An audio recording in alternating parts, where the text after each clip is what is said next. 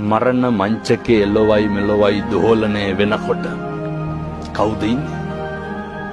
අනුන් වෙනුවෙන් සැප සතුට තීරණය කරපු අපි, අනුන් වෙනුවෙන් ගෙවල් දොරවල් හදපු අපි, අනුන් වෙනුවෙන් තමන්ගේ ආධ්‍යාත්මය නාස්ති කරගත්ත අපි තථාගතයන් වහන්සේ දේශනා කරනවනේ පින්නතුනේ, මරණ මංචකේ එළවයි මෙලොවයි දෝලණය වෙනකොට පුත්තාමත්ති ධනම්මත්ති තිබාලෝ විහඤ්ඤති අත්තාහි අත්තනෝ නත්ති පුතෝ පුතෝ පුතෝ ධනං.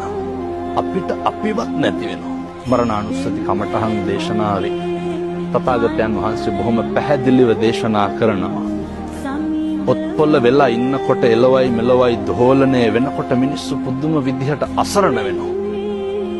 එතකොට කිසිම කෙනෙක් තමන්ගේ ශක්තියට තමන්ගේ හේවණල්ලට නැහැ.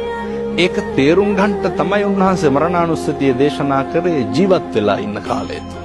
මිනිස්සුන්ට පුළුවන් නම් මේ කාරණේ ජීවත් වෙලා ඉන්නකොට තේරුම් ගන්න. මිනිස්සු අතින් සිද්ධ වෙන අකුසල් ප්‍රමාණය ස්වල්පයි. මේ කාරණය දැකපු මනුෂ්‍ය ආත්ම භාවයේ